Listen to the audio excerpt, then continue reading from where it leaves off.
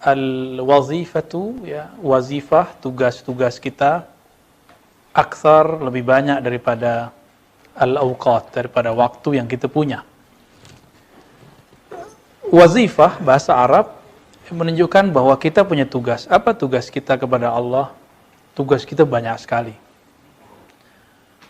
Tugas itu diabadikan dalam Al-Quran mulai dari surat Zariyat, surat Al-Bayyinah, ya.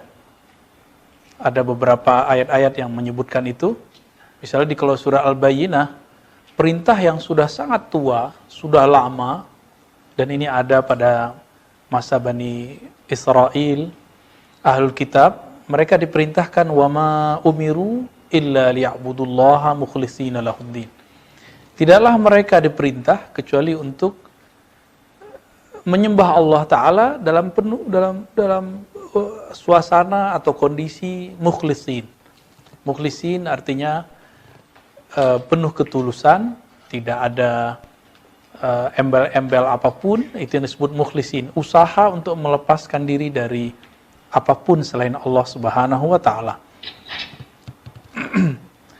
Ini dalam surah Al-Bayyinah, ya. Lalu kemudian baru disebutkan tentang ibadah, ya. Salat, zakat. Jadi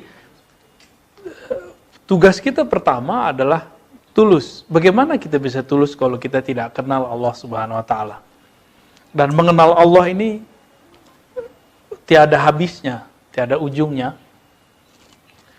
Al-Imam Al-Arif Billah Abdurrahman Al-Jami. Jadi ada seorang imam namanya Abdurrahman Al-Jami. Ini imam yang ahli ma'rifatullah, ahli hadis, ahli tasawuf di zaman dahulu. Beliau mengabadikan persoalan ini dalam satu kitab judulnya Al-Cerita tentang bagaimana rumitnya, bagaimana bukan rumit juga, ya, luasnya cerita tentang Laila. Laila ini analog tentang Allah Subhanahu wa Ta'ala. Laila itu gelap tapi indah, syahdu. Laila itu sangat-sangat misterius. Jika kita pernah jatuh cinta dengan seseorang, jangankan dia, jalan yang pernah kita lihat dulu dia pernah jalan di situ, itu jalan pun membuat kita rindu kepadanya. Kita kalau pernah, begitu cerita yang disebutkan. Bahkan jangankan itu, ya, ada yang lebih dekat lagi. Parfum atau sesuatu yang harum yang bersumber darinya itu akan menjadi spesial. Setiap kali kita mencium bau yang sama dimanapun akan membuat kita ingat kepadanya. Teman-teman, sahabat-sahabat dimulakan Allah, tugas kita apa? Itulah yang dikatakan dalam surat Al-Bayyinah, begitu juga surat Az-Zariyat. Tidaklah aku ciptakan jin dan manusia kecuali untuk mengenalku. Mengenal Allah Subhanahu wa Ta'ala tiada habisnya, tiada ujungnya. Semua teori habis karenanya, semua ungkapan keluh, tidak ada lagi ungkapan yang bisa mengungkapkannya. Namun tugas kita mengenalnya tidak berakhir. Berapakah ujung, atau adakah ujung daripada mengenal Allah? Inilah yang dikatakan dalam hadis, Anad dahru, akulah the time, akulah sang waktu. Ke waktu ini, kita nggak tahu kapan dimulainya waktu, kita juga nggak tahu kapan akhirnya waktu. Ada waktu yang sifatnya waktu fisik, ada waktu usia. Bapak, saudara yang makan Allah itu ada yang usianya sudah 50, 52, 53, 54, 55, 60. Itu waktu usia, waktu tubuh. Anak kecil itu waktu juga dia, waktu kecil. Ada kecil, balita, anak-anak, remaja, dewasa, itu waktu juga. Ada waktu yang berpasangan, sedih, bahagia, senang, susah, sehat, sakit. Puncaknya hidup mati. Ada waktu di dunia, ada waktu di akhirat. Itu waktu juga, dan waktu tidak ada ujungnya. Selama masih ada waktu, selama itu juga ada Allah. Karena Allah menyebut dirinya, Ana ad-dahr, akulah waktu. Maka selama kita masih ada ini tidak hanya di dalam tubuh ini, tapi juga ketika berpindah ke alam lain, maka waktu yang menyimbolkan itu kepada tugas yang tidak henti tidak akan berhenti juga. Suatu kali sahabat Nabi dalam hadis yang sahih datang kepada Rasulullah. Wahai Rasulullah, menurut engkau bagaimana wahai Rasulullah? Ketika ada seseorang yang mencintai seseorang, mencintai ini bukan cinta nafsu, orang yang dicintainya di makom yang tinggi, di surga tertinggi, sedangkan yang mencintai ini, dia amalannya sedikit, ilmunya tidak banyak. Apakah yang harus dilakukan kira-kira begitu? Apa jawaban Nabi? Nabi memberikan kata simpel untuk memutus kebingungan sahabat ini. Al-mar'u ma'aman ahabba. Seseorang itu akan bersama yang dia cintai. Jika dia cinta kepada seorang Nabi, maka dia akan bersama Nabi walaupun amalnya tidak seperti Nabi. Tentu ada jarak-jaraknya. Kedekatan kita kepada Allah adalah sejauh mana kita mengenal Allah. Maka Bapak Saudara makan Allah, jangan dipikirkan udah umur pensiun misalnya, udah senior, terus mau mengejar seperti sahabat Nabi Abu Hurairah zikir sehari 12.000, atau seperti Abu Sa'id Al-Khudri yang setiap hari sholat sekian ratus rakaat. Bukan itu maksudnya. Nabi SAW mengajarkan ada jalur pintas, ada jalur ringkas untuk mengenal Allah, untuk mengejar tugas-tugas kita yang kita lewati di masa muda. Apa itu? Inilah yang kita sebut tadi, ya. Waktu kita mengenalnya. Time to know him, ya. Al-waqt, waktu untuk mengenal Allah Subhanahu wa taala. Apabila seseorang tidak sampai kepada kesadaran ini, maka walaupun dia beribadah jutaan ribu rakaat, dia tidak akan bisa mengejar tugas-tugasnya. Karena kita masih ingat baginda Nabi SAW ketika diangkat ke Aras, Mi'raj, beliau ditugaskan untuk sholat dan diberikan tugas itu kepada umat 50. Tapi karena ini lewat baginda Nabi SAW, walaupun dibuat skenario ada nasihat dari Sayyidina Musa alaihissalam, kemudian menjadi 5. Tapi karena bab cinta itu, Nabi lah yang menanggung bab cinta ini. 50 bisa dibagi 10 menjadi 5. Ya. Inilah bab cinta. Jadi Allah karena paling cinta. Jadi di antara umat-umat terdahulu sampai sekarang, yang paling dicintai Allah adalah umat Nabi Muhammad SAW. Ya. Saya sering bercerita bahwa Sayyidina Musa itu berdoa pernah menjadi, ya Allah jadikan aku umat Nabi Musa, umat akhir zaman. Bayangkan, Nabi Bani Israel berdoa untuk time, waktu. Waktu apa? Supaya ditaruh menjadi umat Nabi Muhammad. Karena jadi Nabi nggak levelnya. Itu. Berarti waktu, time, ini penting sekali. Jadi benarlah kalau ada ungkapan al-wazifatu aksar minal awqat. Tugas-tugas kita lebih banyak daripada waktu yang kita punya. Bayangkan semua tugas-tugas umat terdahulu itu dipikulkan kepada umat sekarang. Jika semua tugas dipikulkan kepada kita, karena semua keburukan umat terdahulu ada sekarang, tapi jangan khawatir, semua kebaikan umat terdahulu juga dikumpulkan di masa ini. Berarti ilmu-ilmu terdahulu dikumpulkan sekarang. Maka ilmu yang belum dibuka di zaman sebelumnya pasti dibuka sekarang.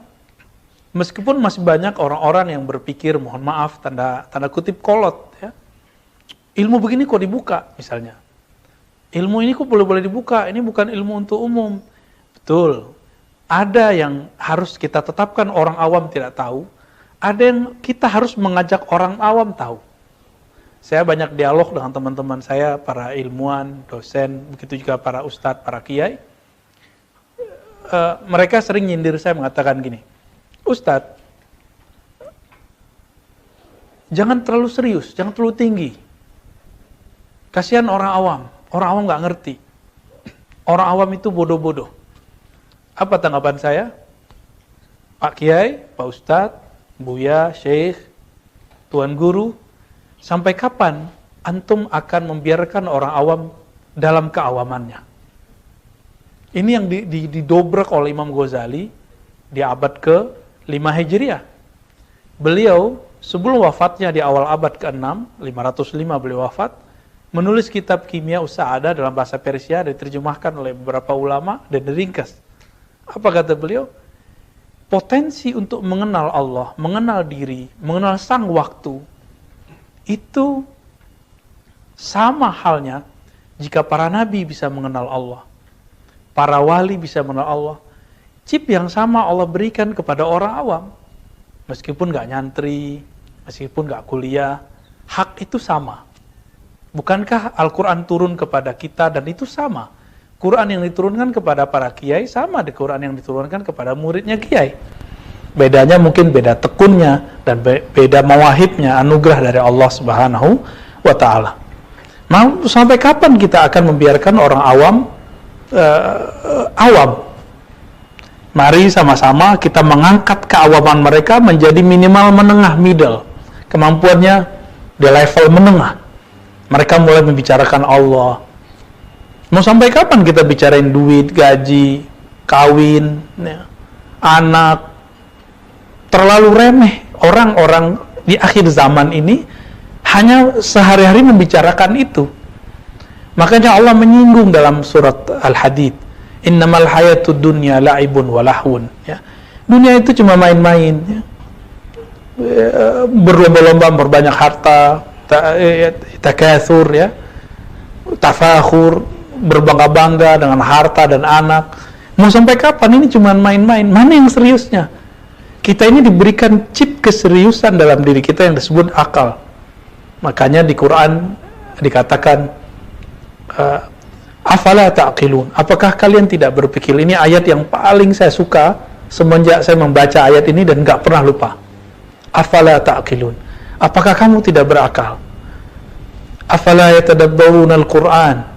Apakah mereka tidak mentadabburi Quran? Ulaika ulul albab. Mereka lah orang-orang yang punya lub, punya kecerdasan yang inti. Ini ayat-ayat yang sampai sekarang saya sulit melupakannya. Afalam yasiru fil ard. Apakah mereka tidak piknik, membuka hati berjalan di muka bumi, sehingga fatakun, sehingga ada lahum qulubu yaqiluna biha. Mereka punya kolbu yang menjadi server untuk berpikir. Jangan lagi berpikirnya, data-datanya bukan dari kolbu, tapi datanya masih dari dunia empirik, dari syahwat, dari keinginan, keegoisan, ya. Jangan hanya dari situ, tapi mulai masuk kepada alam-alam nuansa qalbiyah. Di kolbu itulah ada ma'rifatullah, mengenal Allah. Maka saya mengajak siapa yang merasa awam, oke, bagus, merasa awam itu tawadhu. Tapi untuk mengenal Allah, kita harus naik. Karena kalau kita nggak kenal Allah di sini, kita harus mencarinya lagi nanti di akhirat. Harus mencarinya lagi nanti di alam kubur. Mumpung masih ada di sini, kita kenal di sini.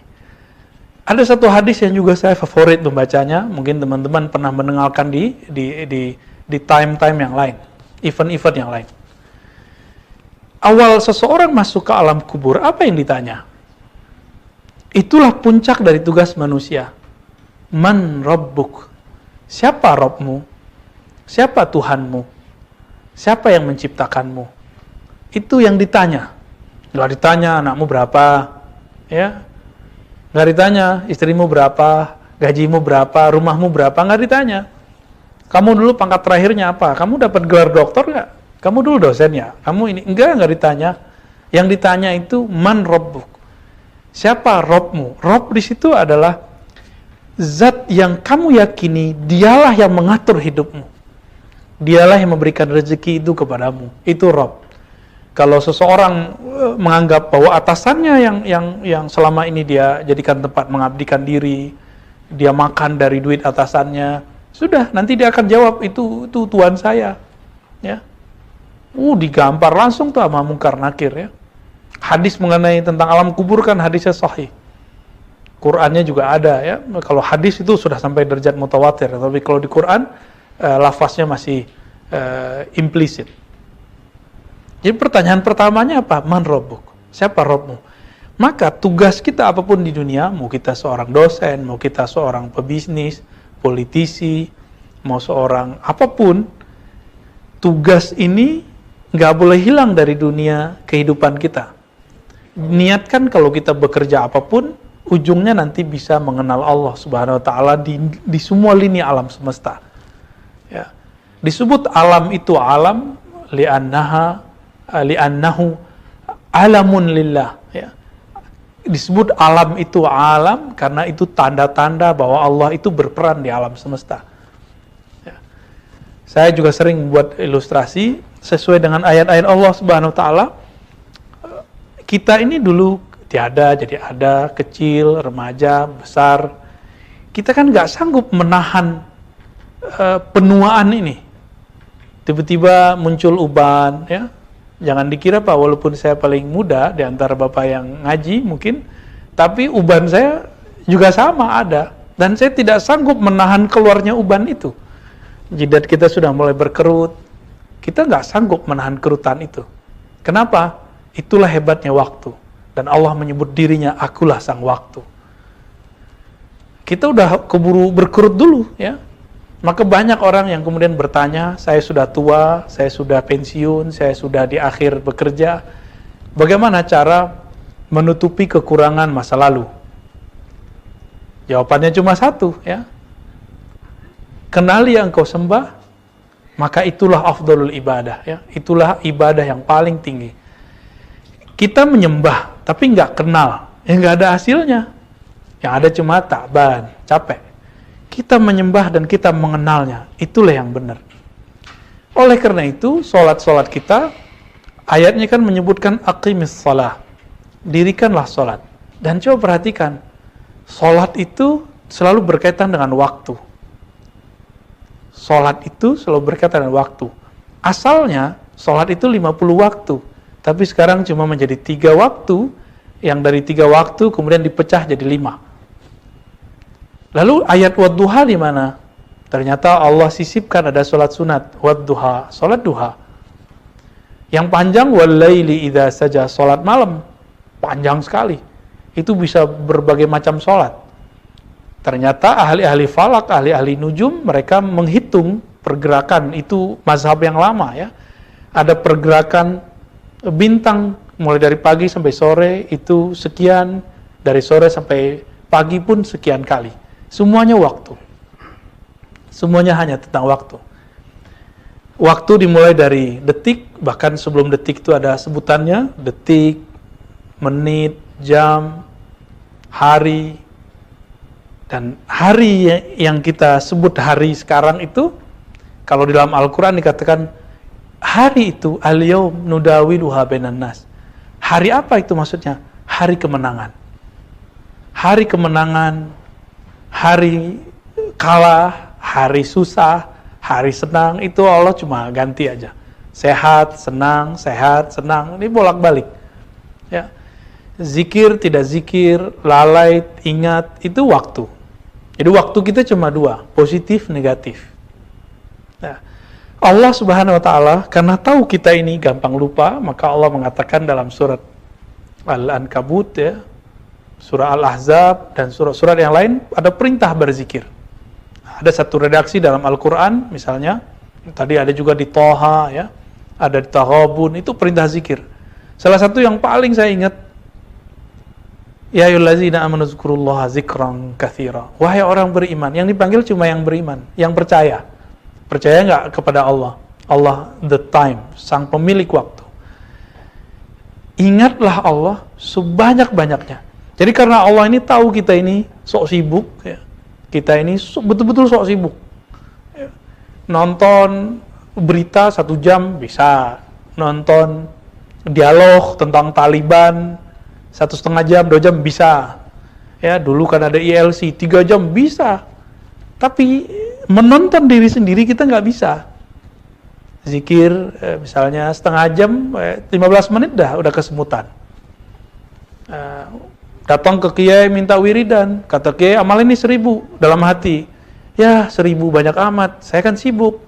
Loh, nonton bisa, tapi kok zikir sibuk gitu. Ini lucunya manusia. Satu kali saya ketemu seseorang, nenek-nenek, dia minta diajarkan zikir. Kita kasihlah zikir, jumlahnya cuma 100. Dia bilang, Ustadz, itu banyak amat 100. Maka saya lama mandang nenek itu. Untung nenek-nenek yang saya pandang, bukan seorang gadis. Ya. Apa saya tanya balik? Bun, emang seorang karyawati? Atau masih jadi pegawai negeri? Atau banyaklah? Saya sambil canda. Enggak, Ustaz, saya cuma di rumah aja. Lah di rumah aja dia ngerasa sibuk. Oh, di rumah saya kan masak ya. Emang nggak bisa zikir sambil masak? Ya. Kalau lain lagi loh kalau bapak-bapak, waduh saya cari nafkah Ustaz. Emang nggak bisa zikir sembari jalan macet ya? Ketika berangkat pergi itu aja udah 1 jam 2 jam. Itu juga waktu-waktu yang saya sebut prime time ya, waktu yang sangat luar biasa itu waktu di jalan. Tapi lagi-lagi kita merasa sok sibuk ya, manusia itu sok sibuk. Nah, maka Allah ingatkan, hei orang-orang yang percaya kepadaku, kamu jangan sok sibuk. Kamu sibuklah mengingatku. Kita bisa mengingat Allah dalam bekerja. Kalau orang menganggap kerjanya itu zikir, zikir itu inti dari sholat. Maka sebenarnya kerja itu jadi ibadah. Mungkinkah seorang ibadah dia korupsi? Kan nggak mungkin. Maka tidak mungkin dia mengkorupsi kerjanya. Maka ungkapan bahasa Arab tadi al-wazifatu ya, atau wazifatuna, tugas-tugas kita lebih banyak daripada waktu yang kita punya. Wajar. Dulu Nabi Musa nggak dapat izin mengalahkan sosok misterius yang dulu disebut Samiri. Itu dipikulkan ke umat Nabi Muhammad SAW. Semua apapun yang dulu dari zaman Sayyidina Adam sampai Nabi Isa itu dikumpulkan semua tugasnya ke umat Nabi Muhammad yang badannya kecil-kecil kayak kita, umurnya nggak sepanjang umat terdahulu. Apa rahasianya? Ternyata dulu Allah berkata kepada Nabi Adam, "Hei Adam, laula Muhammad ma khalaqtuka." Hei Adam, kalau bukan karena sosok Muhammad aku tidak ciptakan engkau. Berarti sosok Muhammad itu sosok yang dicintai. Ini hadis riwayat Imam Hakim, hadisnya sahih walaupun didhaifkan oleh orang yang tidak suka tema-tema ini, ya. Imam Hakim cukuplah dia yang mensahihkannya, ya. Imam ini menukil hadis ini karena inilah satu-satunya hadis yang paling kuat mengenai kenapa Allah menciptakan alam. Tapi kemudian orang-orang mengatakan, ngapain kajian begitu? Kita ini tugas kita bukan mengenal tentang Muhammad atau Nur Muhammad. Tugas kita adalah beribadah. Pertanyaannya, yang paling bagus ibadahnya siapa kalau bukan Nabi Muhammad? Maka untuk kita bisa beribadah, kita harus mengenal yang paling bagus ibadahnya. Itu maksudnya. Itulah makna wa ma khalaqtul jinna wal insa illa liya'budun. Tidaklah aku ciptakan jin dan manusia kecuali untuk menyembahku, untuk mengenalku. Siapakah yang paling kenal Allah? Rasulullah Muhammad. Siapa yang paling cinta kepada Allah? Siapa yang paling bagus ibadahnya kepada Allah? Itulah baginda Nabi Muhammad sallallahu alaihi wasallam. Maka jangan dipertentangkan kajian-kajian kita tentang ma'rifatullah, mengenal Allah. Tugas kita mengenal Allah itu dengan ibadah. Ibadah itulah tugas tertinggi. Kenapa? Bapak maukah kerja kepada orang kita nggak kenal? Gajinya nggak jelas, orangnya juga nggak jelas, perusahaannya nggak jelas. Mau nggak? Kan nggak mau. Saya juga nggak mau. Apalagi kepala saya mau saya taruh di bumi untuk menyembah sesuatu yang saya nggak tahu, kan nggak mungkin. Menyembah sesuatu yang nggak dikenal itu sesuatu yang paling absurd pada diri seseorang. Maka jangan dahulukan ritual zahir, tapi dahulukanlah pengenalan batin. Bahwa kita mengenal Allah dulu, itulah yang paling tinggi tugasnya. Adapun zikir, ya itu turunan dari mengenal. Orang kalau sudah kenal itu kan ada tingkatannya. Fisik saya bisa mengenali alam yang fisik. Alam yang fisik ini pertanda bahwa ada alam yang tidak fisik. Kenapa? Kok tiba-tiba ada anak kecil, besar, gede, tua seperti kita? Kan dulu kita anak-anak juga. Apakah yang membesarkan bapak ibu itu orang tuanya? Atau kita ngatur, ayo kamu jadi gede dong, gede gitu. Seperti film Conan ya. Bapak udah nggak nonton kali ya. Jadi bisa gedein diri, atau kayak Dragon Ball. Ya, anak-anak umur 30-an 40-an tuh masih nonton tuh ya. Jadi bisa berubah. Jadi menjadi sosok yang lain. Apa begitu? Kan tidak, itu kan cuma dunia khayal. Kita ini tidak sanggup untuk mengecilkan diri ini, untuk menjadikan muda atau menjadikan tua. Kita ngikutin jalur aja. Karena ini semua gerakan-gerakan dari Allah. Orang-orang yang belum memperhatikan itu, dia masih merasa dirinya yang menguasai dirinya. Wah, gak usah jauh-jauh, gak usah pakai teks keagamaan. Silakan pelajari ilmu psikologi, ilmu hipnosis, ilmu neurologi. Ternyata ada yang di dalam diri kita yang disebut sisi yang kita tidak sadari. Atau disebut alam bawah sadar. Rambut yang tumbuh, kuku yang memanjang, uban yang tumbuh, jantung yang berdenyut, semuanya bergerak tanpa kita sadari. Bahkan kita sering nafas kita nggak sadar. Maka nafas yang paling disukai oleh Allah adalah nafas yang dia sadar dia bernafas karena diberikan izin oleh Allah Subhanahu wa taala. Dia sadar bahwa dia nafas karena diberikan kekuatan oleh Allah Subhanahu wa taala. Maka Bapak, Saudara, sahabat yang makan Allah, betul tugas kita terlalu banyak, tapi kabar gembiranya tugas ini bisa dikerjakan, bisa dicapai dalam satu bab. Apa itu? Ma'rifatullah. Ya. Tadi fisik bisa mengenal yang fisik. Akal kita bisa mengenal yang tidak fisik. Akal itu objeknya sesuatu yang rasional. Rasio, akal, bisa mengenal yang rasional. Tadi, fisik. Kita kalau baca Quran, itu dalil teks, dalil fisik. Orang-orang banyak mengira dalil berhenti di situ. Tidak, dalil ada dalil tertulis. Ada dalil yang tidak tertulis, dalil yang terpatri di akal. Kita kalau mengatakan 1 tambah 1, 2 tambah 2, itu angkanya sudah muncul, 2 tambah 2, 4. Itu dalil akal namanya. Dalil ini tidak bisa menembus sampai kepada Allah. Dia cuma bisa buat analog. Maka akal ini dia punya hard disk internal yang kita sebut dengan otak. Di otak itu situ ada data-data, pengenalan. Otak kita, karena dia tidak bisa memahami sesuatu langsung, maka dia perlu analog. Jadi kita biasanya kalau belum kenal sesuatu, kita buat pengkiasan. Ya, misalnya, maksud daripada A sama dengan B. Sebagai contoh gini, kita mau mengenalkan kepada seseorang indahnya menikah. Dia belum menikah, gimana dong? Ya udah kita sebut saja, menikah itu seperti orang baru dapat pekerjaan baru yang dia suka, gitu. Girangnya bukan main. Ini contoh aja. Atau saya mau cerita kepada orang pengalaman rohani, pengalaman spiritual, berzikirkah, bersolawatkah. Kenapa orang-orang yang kalau punya pengalaman rohani nggak tahan menceritakannya? Analognya gimana? Analognya seperti orang yang sedang atau yang baru menikah tidak sabar menceritakan apa yang dia alami dengan kekasihnya. Sama mirip-mirip seperti itu, ya. Itu dalil akal. Jadi akal itu butuh analog. Kalau ingin menceritakan kepada orang, dia harus pakai analog. Nah, maka di Quran itu ada ayat-ayat yang bercerita tentang amsal, ya, perumpamaan orang-orang yang bersedekah. Ini kalau diceritakan bahwa orang yang bersedekah itu dapat ini, dapat itu kan bingung. Maka Allah buat perumpamaan. Sama dengan orang yang nanam satu biji menumbuhkan satu tangkai, di tangkainya itu ada beberapa cabang, ada 7 cabang, masing-masing cabang ada 100 misalnya gitu. Jadinya 700. Satu sedekah jadi 700.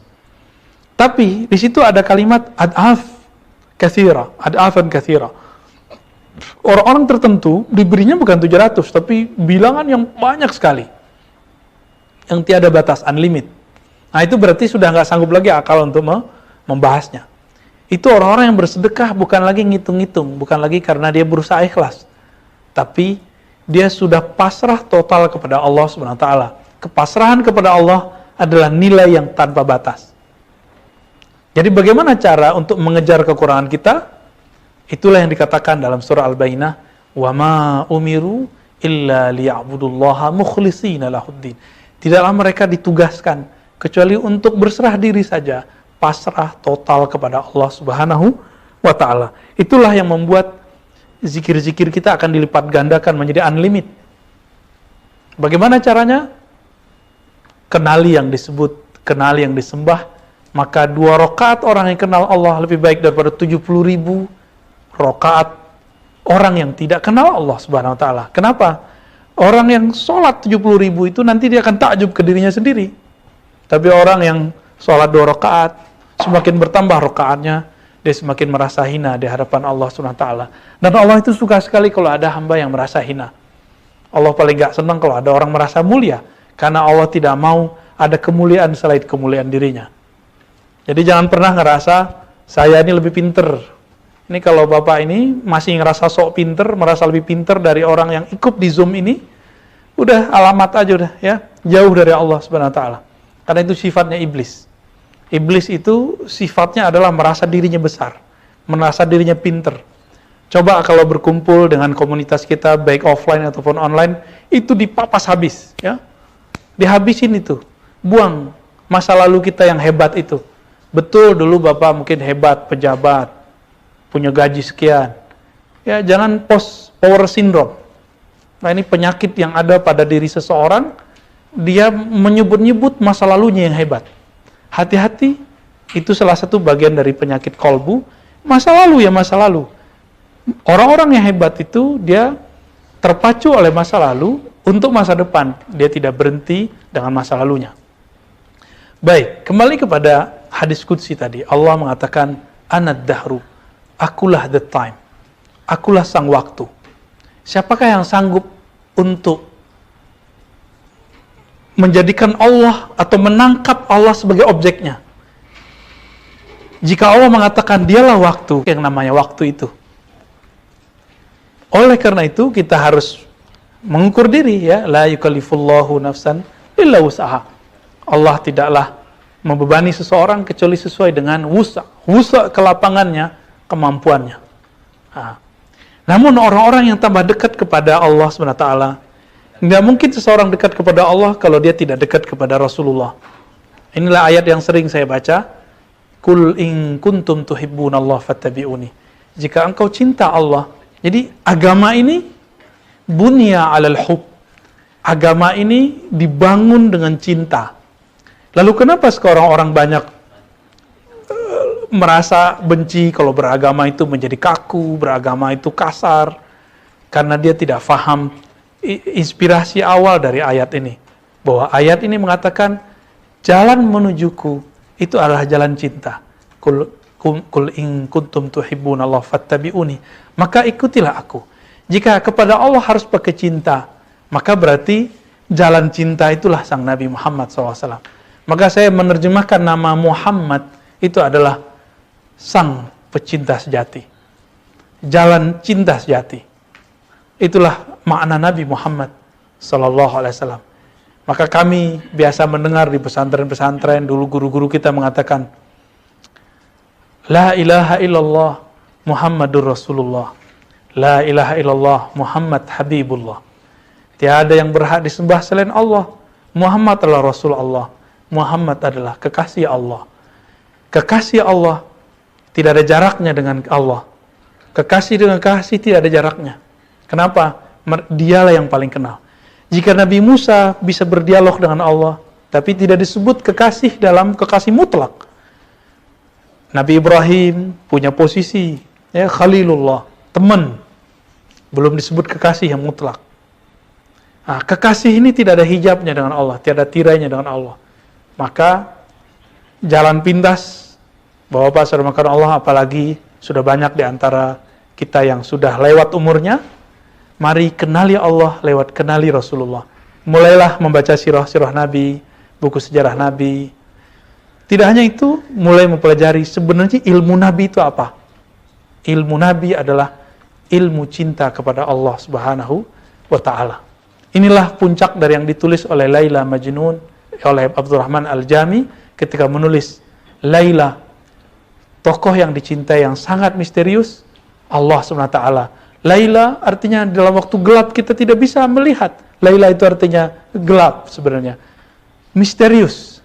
Allah itu sangat misterius. Laisa kamitslihi syai'. Tapi Allah juga mengatakan bahwa Dia huwal awwalu wal akhiru wal zahiru wal batin.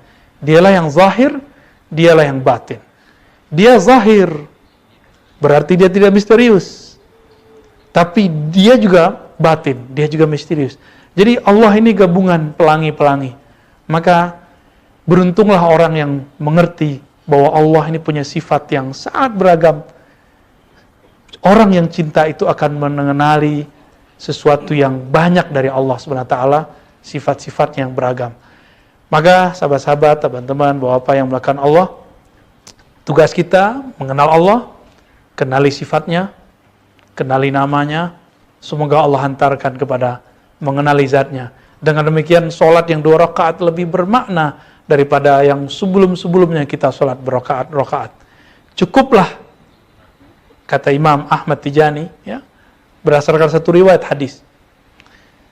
Sesekali saja seseorang dipandang oleh Allah, lam yu'azibhullah, maka Allah tidak akan menyiksanya selamanya.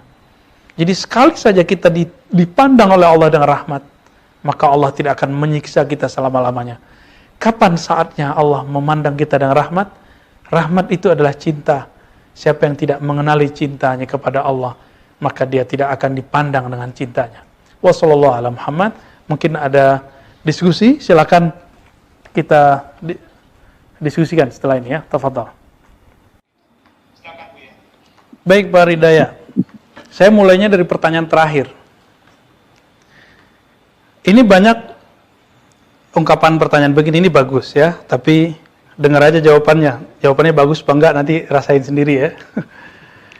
Ngapain belajar ma'rifatullah? Benerin dulu syariat. Ngapain tarekat? Saya kan nggak ngajarin tarekat. Saya ngomong ma'rifatullah. Ma'rifatullah itu bukan tarekat. Ini satu. Yang kedua, udah berapa tahun Bapak belajar syariat? Udah khusyuk belum sholatnya? Kenapa nggak khusyuk-khusyuk? Karena benerin sholat dengan cara yang tidak bener. Benerin sholat cuma benerin gerakannya. Benerin wudunya. Itu zahir. Nabi itu sebelum menurunkan kewajiban sholat, yang diajarkan Nabi adalah ma'rifatullah. Berapa tahun Nabi di Mekah? 13 tahun. 13 tahun ngajarin sholat gak Nabi? 3 tahun sebelum hijrah, itu Nabi naik menjemput perintah sholat ke arasy Allah. Pas turun gak langsung diajarin. Kapan diajarin sholat? Pas sudah pindah ke Madinah. Berarti 3 tahun kosong. Cuma sholat 2 rakaat semalam atau witir. Lagu lama ini sering dikatakan orang karena memang dia nggak tahu jalan kepada Allah. Jadi kalau ngapain belajar tarekat? Saya nggak ngajarin tarekat Pak. Ya. Kalau ingin syariatnya benar, ujungnya syariat apa? Mengenal Allah. Mengenal Allah itu ujungnya syariat. Bapak kalau sudah kenal ya, macet aja dijalani. Karena udah kenal duit. Berangkat pagi jam 6, nyampe, kalau di Jakarta sebelum pandemi, nyampe jam 8. Dijalani kan udah kenal duit, cuan, kata orang. Kenal duit 2 jam dijalani untuk bercapek-capek. Dan itu dilakukan 22 hari selama sebulan, kalau perlu lembur. Betapa tidak adilnya kita ke dalam diri sendiri, karena kita nggak kenal kepada Allah. Lalu kita memisahkan antara syariat itu dengan ma'rifat. Loh syariat itu isinya ma'rifatullah. Kalau enggak kayak burung beo. Disuruh tahlil matinya tetap aja kecekek ya. Maka saya mengajak lagu lama ini coba diganti dibalik. Coba dibalik. Saya nggak ngomong tarekat, saya nggak ngomong hakikat. Saya ngomong ma'rifatullah. Ma'rifatullah itulah yang disebut ibadah yang hakiki. Inilah yang ditulis dalam surat Zariyat. Tidaklah aku ciptakan jin dan manusia kecuali untuk mengenalku. Coba lihat tafsir-tafsir yang sahih. Bukan menyembah ritual, tapi mengenal. Itulah penyembahan paling tinggi. Bapak mau kepalanya sujud ke bawah, tapi nggak kenal siapa yang disembah. Ya, sama dengan kita kerja dengan orang, kita nggak kenal siapa yang kita sembah. Lelah. Orang-orang begini akan lelah sepanjang masa, sampai matinya pun dia akan lelah. Dia akan menganggap beragama itu capek. Nah, thariqat itu kan jalan aja. Thariqat ini terbagi dua juga. Ada thariqat wirid-wiridan, zikir-zikiran, zikir 10.000. Oke, Bapak kuat, saya yakin Bapak kuat, tapi baru 100 sudah kesemutan. Langsung lihat tasbihnya, ya ber-100, kapan 1.000-nya, kapan 10.000-nya. Tapi kalau udah kenal Allah, 10.000 gak cukup. Saya kalau sudah kenal dengan seorang gadis, lalu saya suka kepadanya, dia minta jemput, malam saya jemput. Dia minta ada temenin, saya temenin. 5 jam rasanya 5 menit. Tapi kalau belum kenal, minta dijemput, lu siapa? Ya. Minta ditemenin, 5 menit rasanya sudah lama sekali. Kira-kira seperti itu ilustrasi-ilustrasinya. Jadi lagu lama tadi tolong diperbaiki. Ini bukan bermaksud mendebat, tapi saya kasihan aja kalau lagu ini masih diulang-ulangi. Ya. Bapak kalau mikirin, benerin syariat, mau sampai kapan bener syariatnya? Ya. Fikih Syafi'i aja belum beres. Kalau kami alhamdulillah udah ngaji kitab Syafi'i, udah berjilid-jilid. Ya alhamdulillah kita dengan teman-teman ya dari dulu ngaji kitab mazhab Syafi'i udah ya tidur ngigau aja mazhab Syafi'i kira-kira begitu ya. Tapi nggak khusyuk-khusyuk Pak sholatnya, serius. Karena fikih syariat itu cuma zahir. Oh belajar tauhid dulu. Dari umur berapa kita belajar tauhid? Ujungnya debat. Debat masalah Allah bertempat atau tidak. Allah di atas atau tidak. Allah bersemayam atau tidak. Berdebat ujungnya. Ayatnya sudah jelas, masih debat ya. Apa yang membuat kita tidak debat? Kalau sudah kenal, biarin aja orang debat. Mau orang debat 1000 kali, 1000 waktu, 1000 dalil. Kita kan udah kenal sama yang didebatkan. Kira-kira begitu Pak ya. Ini agak kencang dikit nih, karena bapak-bapak yang saya hadapi, bapak-bapak yang mohon maaf, umurnya sudah seumur sebagian dengan orang tua saya, maka saya kasih langsung yang emas-emasnya aja ya. Saya langsung kasih yang inti-intinya aja. Kalau bukanlah saya memandang bapak ini seumuran bapak saya, seumuran paman saya, om saya, abang saya, mungkin kita kasih fikih Syafi'i aja yang berat-berat ya. Kira-kira begitu. Wallahu a'lam.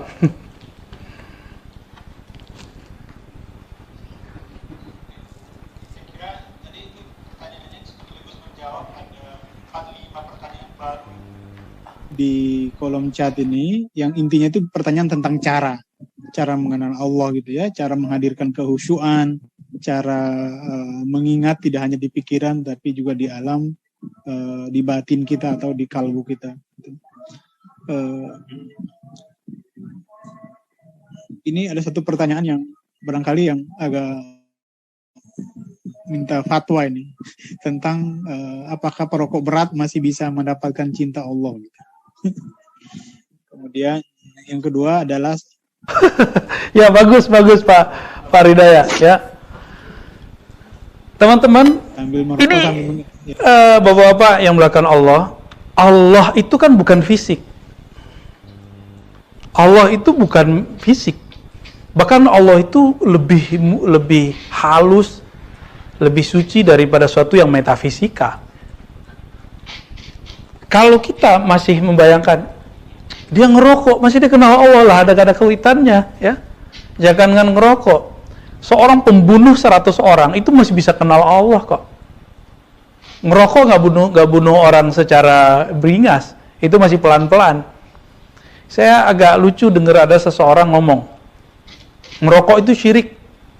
Ya, saya nggak ngerokok Pak ya, dan saya mengharamkan untuk diri saya ngerokok karena saya bernazar. Tapi untuk orang lain saya nggak mengharamkan. Kenapa? Coba buka satu ayat di Quran, ada nggak yang menyebutkan rokok haram? Yang ada cuma kalimat wala tulqu biaidikum ila tahluka. Jangan kamu biarkan dirimu terjebak kepada kehancuran. Tapi itu kan bukan ayat rokok. Hanya penafsiran tentang beberapa orang ulama saja bahwa rokok haram ini ayatnya. Tapi ayatnya nggak ngomong itu kok. Jadi saya apresiasi kalau Bapak sudah nggak ngerokok. Kalau yang ngerokok itu nggak ada urusannya dengan ma'rifatullah. Mengenal Allah itu urusannya ruhani. Kolbunya nggak ada urusannya Pak. Kolbu itu cuma mengenal Allah sifatnya, af'al perbuatannya, namanya. Sedangkan ruh itu mengenal mengenal zatnya. Sedangkan akal cuma bisa mengenal analog tentangnya. Maka jangan pikirkan Tuhan, tapi yang boleh itu cuma mengenal Tuhan. Memikirkan Allah nggak boleh, mengenal Allah wajib. Nah ini beda ya. Wallahu a'lam. Ya lanjut. Kalau ada, masih ada lagi, Pak Ridaya?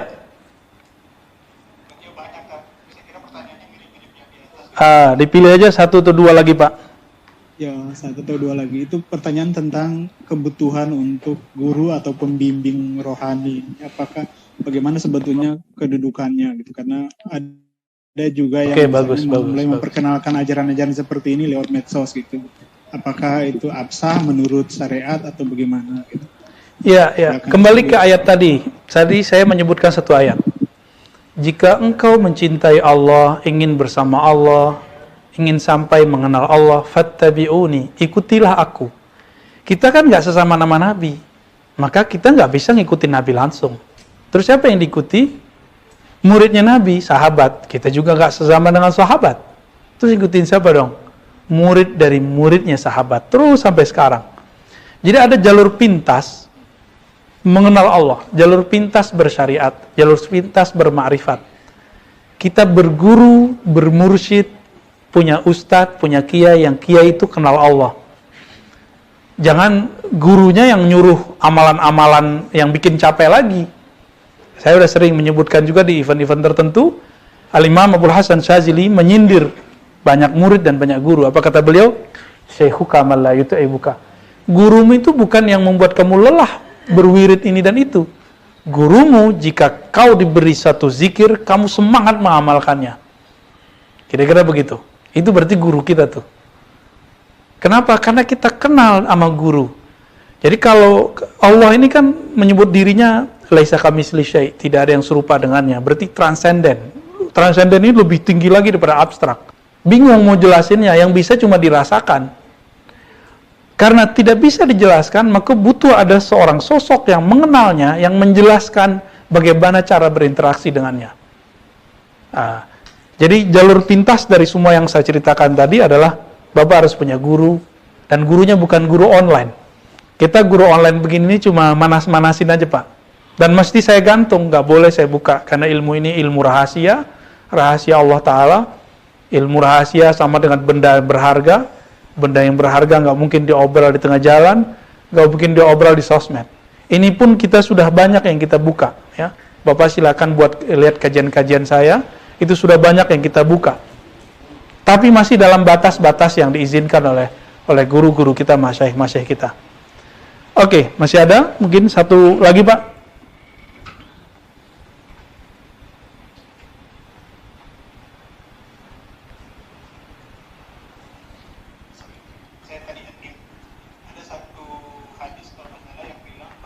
Yang mengenal dirinya, dia akan mengenal Tuhannya.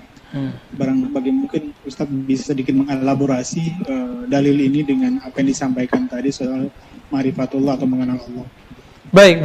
Ini perlu kita luruskan bahwa secara ilmu hadis, man arafa nafsahu faqad arafa rabbahu, siapa yang kenal diri, kenal Allah, itu bukan hadis Nabi secara ilmu hadis ya. Namun ini perkataan Imam Yahya bin Mu'az Ar-Razi.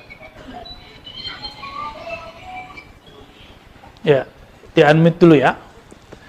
Jadi ini perkataan Imam Yahya bin Mu'az Ar-Razi, salah satu ulama ahli hadis dan juga ahli ma'rifatullah di zamannya. Lalu ada beberapa imam dalam zikirnya atau dalam mimpinya bertemu Nabi, dan Nabi mengatakan hal yang sama. Maka ini hanya boleh disebut sebagai hadis mimpi, hadis ru'ya al-manamiyah. Tidak sampai kepada hadis seperti hadis-hadis yang lain ya. Hadis mimpi bukanlah hadis. Dia semacam ibarat atau hikmah-hikmah yang bisa menyederhanakan beberapa hadis yang sulit dipahami. Namun maknanya sahih, maknanya benar. Siapa yang kenal diri, dia akan kenal Allah. Kita ini kan menurut kita, saya, Bapak, misalnya Bapak Ridaya mengatakan saya itu tubuh yang zahir. Enggak. Tubuh yang zahir itu baru saya yang zahir, saya yang fisik. Saya Ar-Razi, ini nama bisa diganti. Bahkan di kampung saya punya nama lain.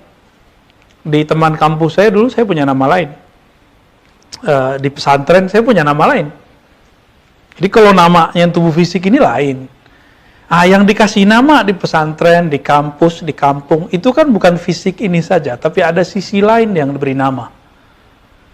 Siapa yang dia itulah yang bisa berkoneksi dengan Allah Subhanahu Wa Taala.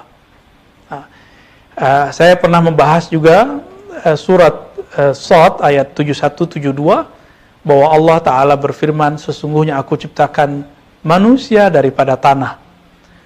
Setelah disempurnakan, lalu aku tiupkan ke dalamnya ruh.